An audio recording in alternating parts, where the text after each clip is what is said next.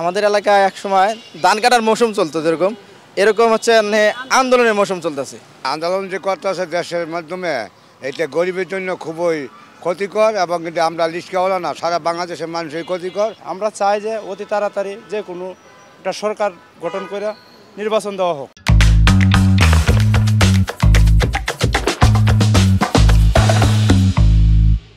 Feature 360 পথের প্যাচালে আপনাদের সবাইকে স্বাগত। আজকের বিষয় হচ্ছে যৌক্তিক অযৌক্তিক আন্দোলনের রাজপথ সরগরম। চলুন জেনে আসি এই ব্যাপারে মানুষের কি মতামত। এরকম করে আসলে ঠিক না, এটা জনগণের হয়রানি করতে। আমাদের দেখা যায় একটা অ্যাম্বুলেন্স কিংবা একটা রুগী কোথাও যাবে, ঠিক মতো রাস্তা পেতেছে না, কোনো কিছু পেতে, এই সমস্যা, প্রচুর সমস্যা। আমারও অফিস থেকে দেখা যায় বছর আগে এক জায়গা থেকে যাইতে আসতে অনেক সময় লাগে। আমরা এই জামজটের লাগে রিক্সাও চালাইতে পারি না। যদি 500 টাকা মারি সারাদিনের ভিতরে 1012 টাকা ভাড়া মারতাম, সারাদিনে 500-600 টাকা ভাড়া মারার লাগে। এলা হিন্দা রাস্তাবন্দি, রাস্তাবন্দি সব ছাত্ররা বন্দি করে দিছে।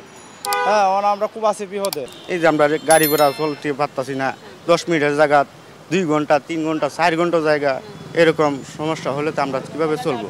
মানে বলার ভাষা বলার মতো না। দেশ থেকে সরকার ভিতরে নিয়ে গেছে ভালো কথা, ভালোভাবে চালাক, কিন্তু তারা কিন্তু ভালোভাবে দেখতেছে না, আন্দোলন করতেছে আর পাবলিকের খুব ক্ষতি হইতেছে। আসলে আমরা রাস্তাঘাটে আমাদের আন্দোলন যে হোক, এটাও আমরা চাই না যে এমন কোনো আন্দোলন হোক যত রাস্তাঘাটের জনগণের কোনো সমস্যা না হয়, আমরা যত স্বাধীনভাবে চলতে পারি, সেরকম ধরনের কিছু চাই আমরা। শুনলেন তো মানুষের কথা, এবার আপনাদের পালা। যৌক্তিক অযৌক্তিক নানা কারণেই চলে আন্দোলন, সেই আন্দোলনের জন্য সরগরম হয় রাজপথ, আর তাতে বেড়ে যায় মানুষের দুরবস্থা।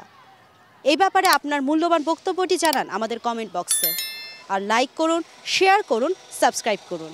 আপনারা সবাই ভালো থাকুন, সুস্থ থাকুন, ধন্যবাদ।